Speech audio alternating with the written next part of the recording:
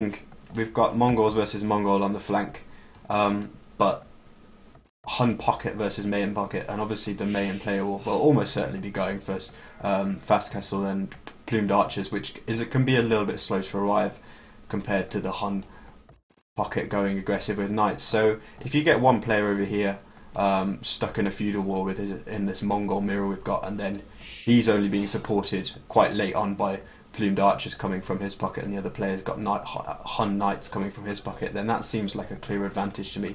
Especially if the Hun player ends up being the player who gets slung.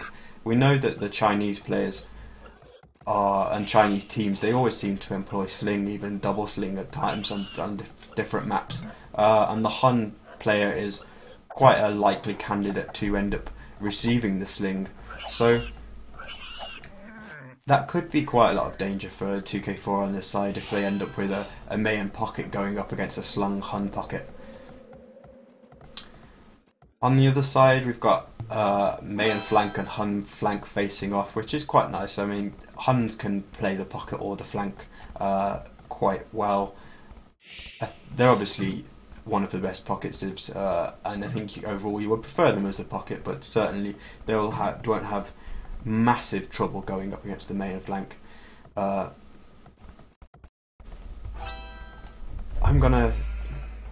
this game is running really laggy as well. It's really strange, considering it's a recorded game. It seems to have cleared itself up now. I'm just going to tab out for a moment and just ensure that there's nothing which could be causing that. Okay.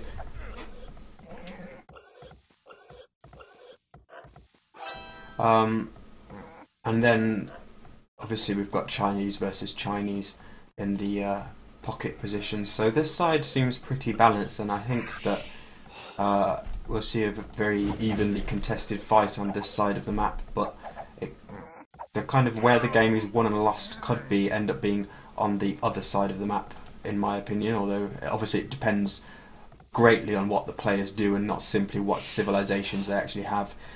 We just saw Goku losing a villager there, which is a less than ideal start. The only saving grace is that he was Chinese to begin with, and you know that Chinese can, if they have a nice start, they can be a villager ahead perhaps. And it seems like his population isn't out of line with anyone else's, so it seems that he's more given away his advantage than actually gone a villager behind. You see both Chinese players on this side flaring Dogao. They seem to both flare his town centre, so they just seem to be pointing out simply where he is, but it may be signalling an intention to attack him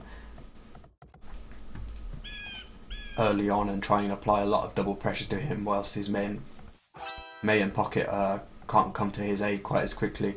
And indeed the Mayan pocket seems to be preparing to turtle up a tiny little bit with some pretty early wars coming up, palisade wars for Juan, the Mayan player. So it's a nice early team wall of course, but it will need reinforcing later on, and it's pretty much just signalling his intention to just go straight into plumes, you would think, which means that the guy will be on his own a little bit. On the far side, it looks like the Mayan flank is inevitably going for a drush.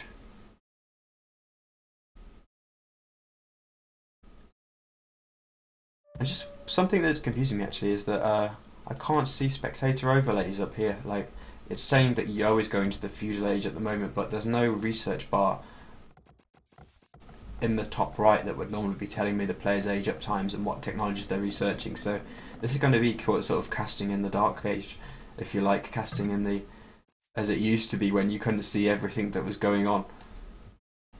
It seems that Fire similarly opted for a drush, but he's not going aggressive with that. He'd rather defend. It's actually quite, if they team wall this off, this is quite a nice map for the 2k4MyAss players to defend.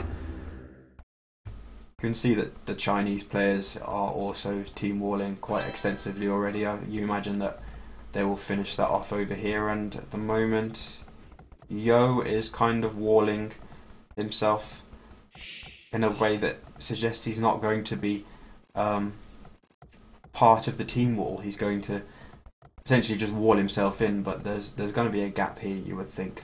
certainly Love Cheng or Yinghua has just left him out to dry by walling in like this instead of across the gap. But interestingly, the same thing going on with the Mongol player here. He's also starting some kind of wall off, but he's also being excluded from his team's team wall. So we could see some kind of one-on-one Mongol contest on the left. Drush coming in on the right. It seems like Tyrant Fire lost one of his militia very early, but another one of his going down in exchange for one of Jeffrey's.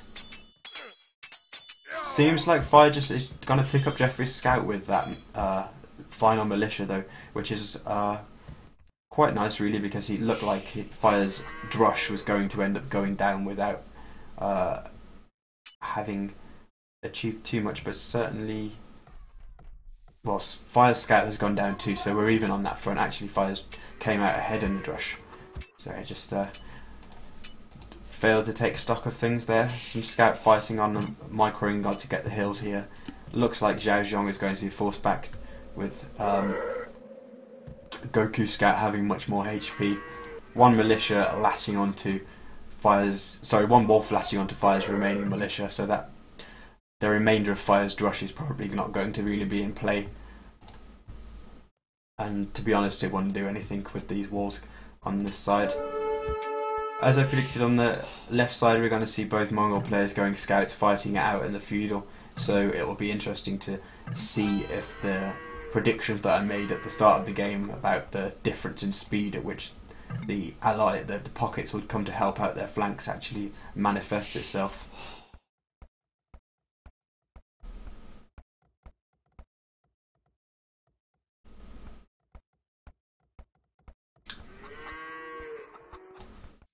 I think Yo realising his scouts can't really get into Dugao and do too much damage now, so he's just going to uncover the map and get some more scouting done for his team. He's going to see that the 2k4 players, that seems odd because actually saying that they're all 2k4, although I suppose many of them have had ratings of 2k4 or approaching that in the past. The 2k4MyAss players are,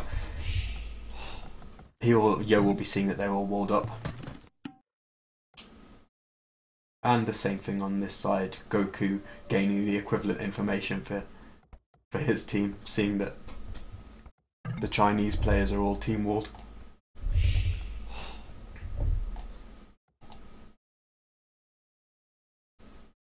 It's interesting that Yo's trying to just go and hit the opposite flank with his scouts. I wonder if he's clicked inside the wall and is just seeing where the scouts go, because this is the gap at the moment. It's the only existing gap on the map, I think, and Yo's scouts may just know it's been walled up just in time. So I guess Yo must have right-clicked inside those walls I was saying, and now he's travelled all the way across the map to try and find that vulnerability, and just as he gets there, it's sealed up. So those scouts aren't going to do anything. Let's see where Dogao's scouts are. Similarly, he seems to be prowling around looking for an opening, but it seems like most of his scouting that he's doing is more or less focused on just trying to gain access to Yo and circle round rather than finding out everything that the players are doing on the opposing team.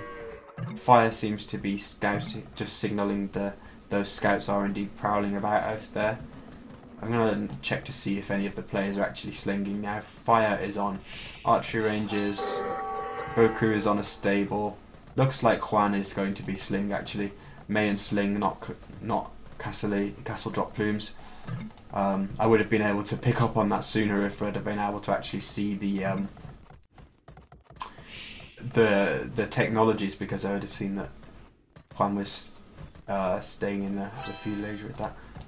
But no, actually, no, sorry, what am I saying? Of course he's doing plumes. Sorry, with the presence of a blacksmith, of course he's doing plumes. Sorry, I was momentarily confused then. I was looking for a player that was slinging, and then I saw a marker and I thought, oh, he must be slinging, but he's not. So it seems that none of the players on the 2k4 team are slinging. Juan is going for the castle drop plumes. He's got villagers on stone. All of the other 2k4 players with military buildings. Ranges over there, stables. This is 2 stable knights from the Hun player, as well as the town centre as well. So that's going to be quite strong. And then on the left side we have ranges. as well. So at the moment, none of the players slinging, which is quite strange to see, and it's quite refreshing to see. There may be some small amount of slinging going on from the players that did build a market, but we'll have to keep an eye on the dashboard to see that. Nothing so far. Scouts from Yo just trying to be annoying and force one to waste villager time and resources in re-walling this side, given that they're not really going to be much use at this point. Wondering where the guy's scouts are actually. His are just sort of prowling around on this side, not really able to achieve anything. The first knight's coming across the map from Love Cheng now. He's looking to break down this palisade, which he'll be able to do much more quickly than Yo's scouts are able to do, and that's forcing Juan to waste some more time going out there to re-wall.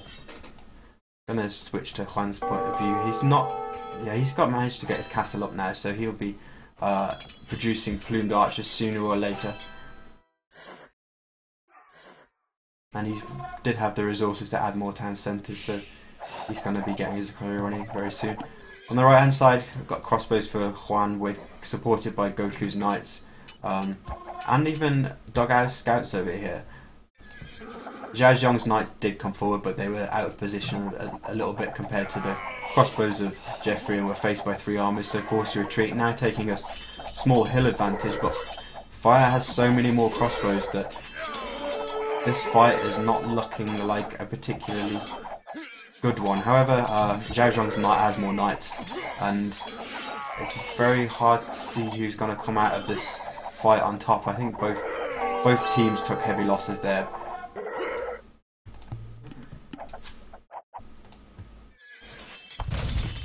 But the knights of Love Cheng did manage to break Juan's palisade. They're going to pick up a villager on here and deny Juan from mining any extra stone. At the moment, it looks like Juan was only able to add 1 more TC, and he was 13 stone short of an extra town centre, but then he suddenly gained 100. So I think Juan just bought 100 stone to afford a 3rd town centre somewhere. I'm not 100% sure if that was the case, but I'm sure he was on 87 stone at the top left, and then suddenly he jumped to 187 whilst those knights were on his stone.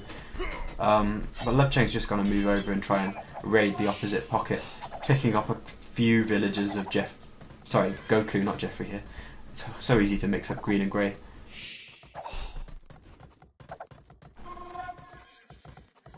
Looks like Goku will opt for camels. He saw from that initial fight that he and Fire took on the right hand side that Zhao Zhong had more knights than him. So rather than trying to keep up with that mass, he may be opting for some camels, but he's also under pressure with knights from the opposing pocket as well. So he's not going to beat that with just purely knights.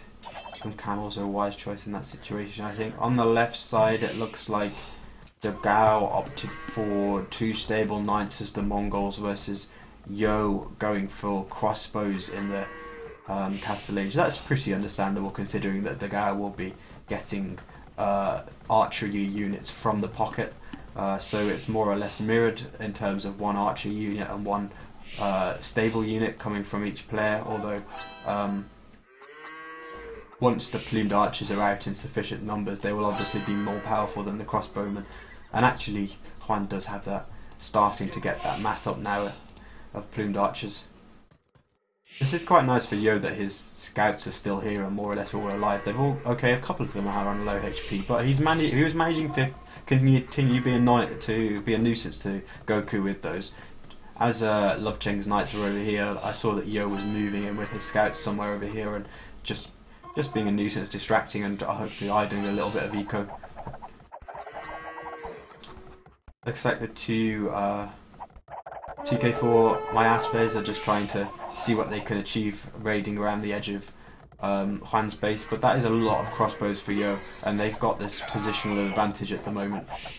So it seems like the Argentinian and the Brazilian player are just going to be forced away to see if they can find a more opportune target. Love Cheng emerging from his walls now. I'm not sure what he's just going to TC that for extra gold. He's on to 4 stables now after doing a quite fast mini boom with 3 town centres. whilst still initially having 2 stables as well. It seemed like he went a few knights quickly, and then seeing that there were lots of walls up, he decided to halt production and just switch into a bit of a mini boom, and now go on to 4 stables and ramp up production again. But his villagers have been caught out here. He's been forced to go back, not able to get that town centre up, and he may even end up with a few knights following him into his base.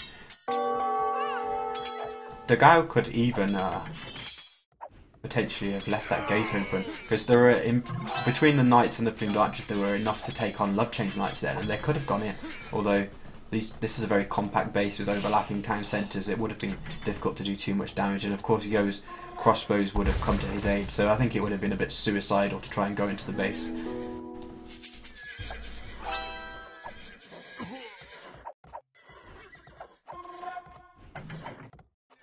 On the other side, not too much happening, just forces patrolling in front of the base, and various walls coming up. This is a very deadly looking army here though, between Xiao Zhong and Jeffrey. If that army comes together, then it's going to be able to do enormous amounts of damage.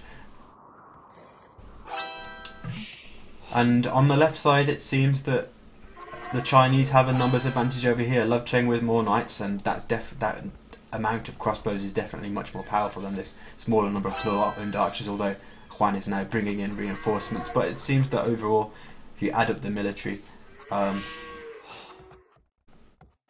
the moment, the total military on the field for the Chinese players is greater. Goku actually only has 4 military units, just these few camels, so he's more or less leaving Fire and trusting him to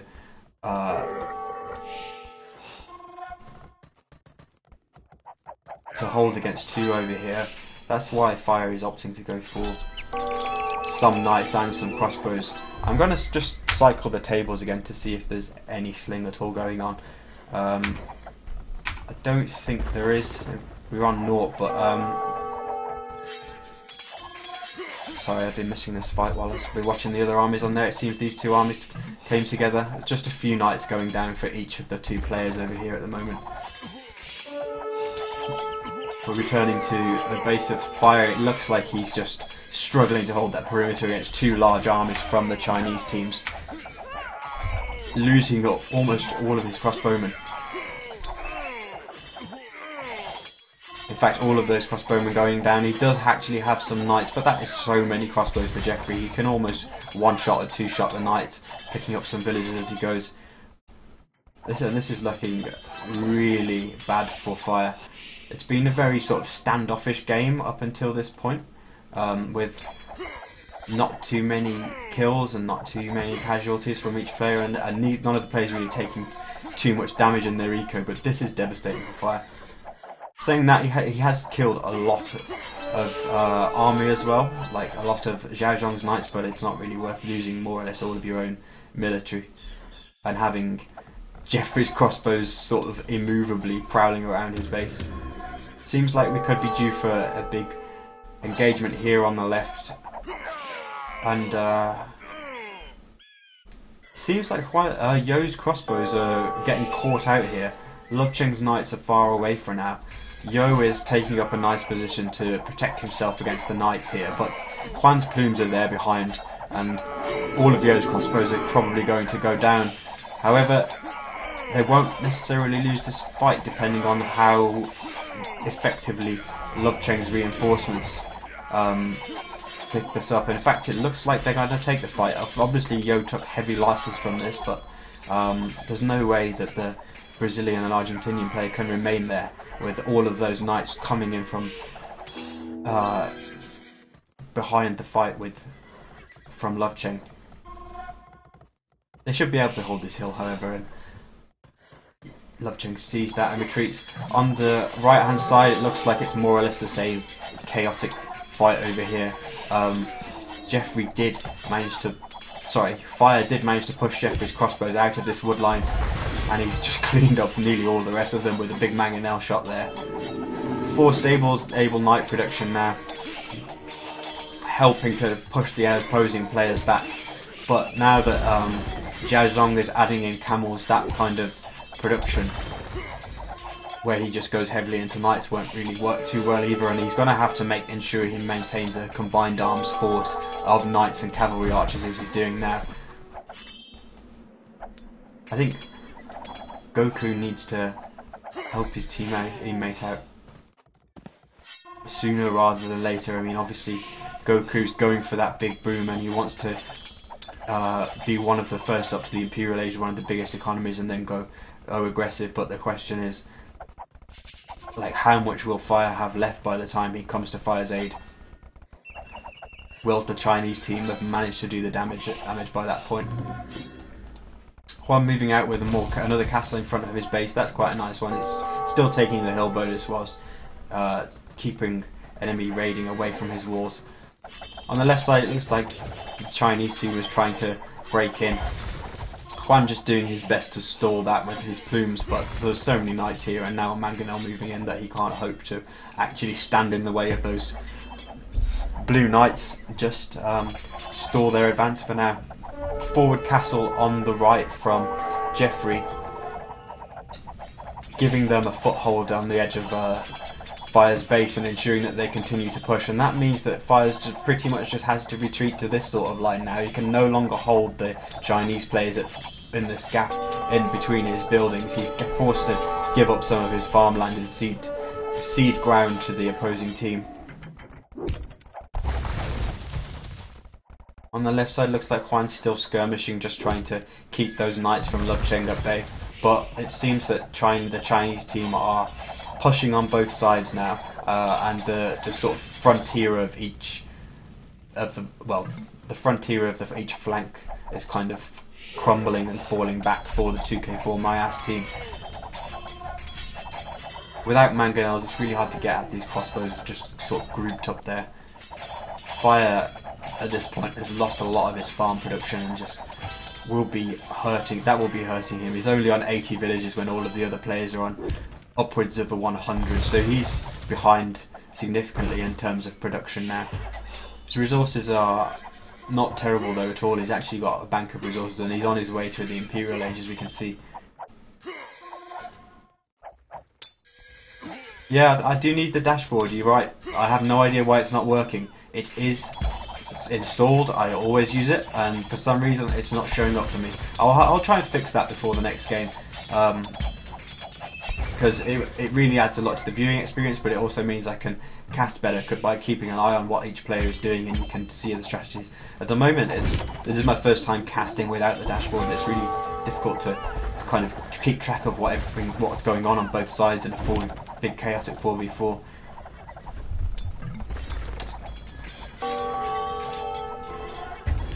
So just taking a drink for a moment. It seems that another castle coming up for Jeffrey. He's actually got 3 here now, so he's just going to cash up Fire's base and kind of wipe it out. Fire continuing to have to give up ground and give up his both economy and production facilities. The nice thing about those castles is they just took like 4 stables and 2 archery ranges out of the game, and Fire's had to rebuild all of his stables back here. Is reaching the Imperial Age then. He's getting Cavalier straight away. The good thing about that, he's getting it in the safest stable. Cavalier takes such a long time to come in. I often think that that's one of the balance issues to the AOC. I think Cavalier takes far too long to research. So it's nice that he's doing it on the back stable, considering he's losing them all. On the left side, it just looks like each player is kind of posturing. There are no big engagements. Mongol player for the Chinese team throwing up castles, as is the Mayan player for the 2k4MyAss team. So they're both trying to mass Mangudai and elite plumed archers respectively. But really, it looks like Fire is just waiting for his Imperial Age upgrades to kick in so he can offer any form of resistance to this going on, and he's just waiting for Goku to come and help him as well. Goku is on 4 town centres, but still on 1 military. He must be slinging. I'm going to check the achievements. Yeah, he's slung 13,500 resources. So when I was saying that he wasn't being slung, that was my dashboard playing up. He was saying that the dashboard was saying that there was 0 sling, so I was believing it. I wondered, to be honest, how Fire was being able to manage knight production and archer production in the castle age so early on. It seemed unlikely that he could have had the numbers that he had And that's why I thought there was a sling going on, and you saw me cycling through the players trying to see who was slinging.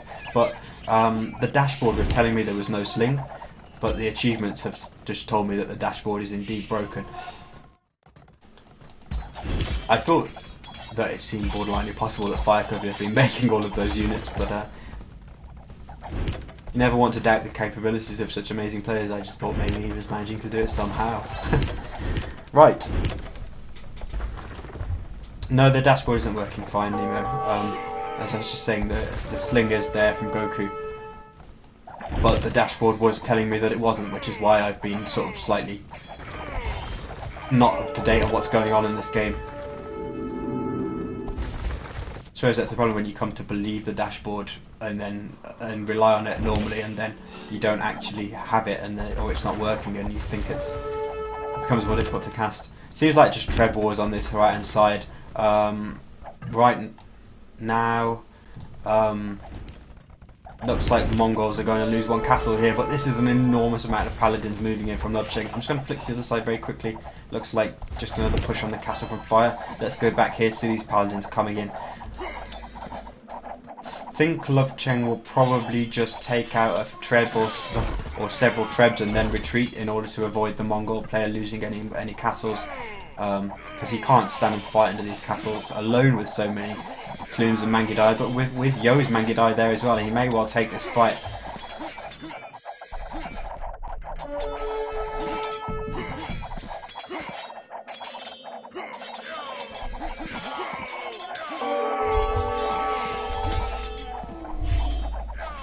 Looks like Tyrant Fire has almost lost his entire base now. Goku is most likely continuing to sling, but Fire just doesn't have the production facilities anymore, which is a real problem for him. He needs to maintain a large army to stop two players, and he also needs to maintain a mixed army composition, because Paladins alone won't be able to stand up against heavy camel. He needs cavalry archers behind that, sniping down the camels. But he just doesn't have the production facilities right now. Resources are great, but resources don't help if you haven't got any buildings. It seems like Goku somehow got a town centre. So not Goku. Fire somehow got a town centre up here. Denied. Looks like that's either probably a market that's gone down. But apart from Zhaoxiang losing camels unnecessarily to the town centre, doesn't look like massive amounts has gone on there. On the left hand side, the number of paladins that Lovecheng has been greatly whittled down, but there's another huge wave coming in here, now supported by a good mass of Mangudai from Yo, and Yo's trebuchets are also setting up, ready to take down Juan's castle. Mangudai and Paladin is much stronger than Mangudai and Plumed Archer, so it seems that the Chinese are going to have a big advantage on this side, as long as they don't fight divided like this. This is a little bit out of position. Mangudai have gone over there to leaving these trebuchets unprotected to raids from Dogao's Mangudai, and then Paladins here, although they've picked up a lot of kills, they have also been lost because they were just simply outnumbered. Let's see where Yo's Mangudai were actually going to. I wonder if they're just looking at the fact that this is open here and he's just trying to run the Mangudai all around the right side of the map and just get into the trade route of the 2k4MyAss players to finish them off. We'll keep an eye on where those Mangudai are going. For now, these camels and plumed archers continuing to push. Fire is almost wiped off the map at this point. Like, he has stables, but he's down to 32 villagers and just 40 military. So unless he continues to receive an enormous sling from Goku, then he can't really produce army forever. He's almost out of gold, and now Goku's own economy is starting to suffer as be raided. I mean, he does still have 170 villagers, so his economy is enormous, and they'll have to take out a lot of villagers to halt the sling. But here come Yo's Mangudai. It seems that they are indeed just looking to get the Mangudai in through this gap on the right. On the left one's castle did go down. Looks like all of the paladins from Lovecheng were cleaned up. Well, no, most of them were cleaned up, whilst more of them head over to the right. It looks like the Chinese players just want to force the issue here. They've decided that having taken down some castles of Huan over here, they're just gonna now all exploit this vulnerability in the sort of defense line of the 2k4MyAss players. They're all gonna pile in through here and just do one almighty push and try and end the game like that. But at least Goku, with fortified wall, has managed to stop those Mangudai pushing in through this gap and getting straight away to the trade line. He's actually got a second layer as well, although it is open around here. Paladins from Lovecheng arriving as well, and Jeffrey in the green is just throwing up some more siege workshops to help break through this wall, but it's not going to be necessary. With Tyrant Fire almost wiped off the face of the map, the 2k4MyAss players concede defeat, and that's the end of game 1. Right, we will head into game 2 very, very shortly. Before we get into game 2, what I'm going to do is I'm going to bring in my co-caster for the next hour or so, which is going to be LB10. And also I'm going to attempt to discover the root of the fact that my spectator dashboard / overlay isn't working, because that's a better viewing and casting experience for you. So just hang in there for a couple of minutes. I'll let you know now that the second game is Islands. That's the home map that the 2k4MyAss players chose. I'm like 99% certain of that, but when I checked the Rex earlier. But I'll just fix those problems and get LB in if I can. Be back in a minute or two, guys. Just about, actually, no, I'll check the achievements for you just before we leave. Make sure that we don't miss that.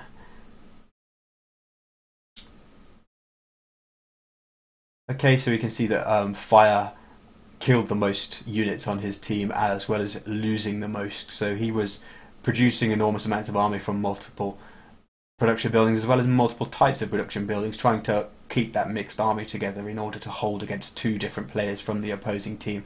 The sling from Goku was pretty strong, and that was what was enabling Fire to maintain a large army of both cavalry, well, first crossbowmen and knights, then cavalry archers and knights, but it just wasn't enough versus 2 players.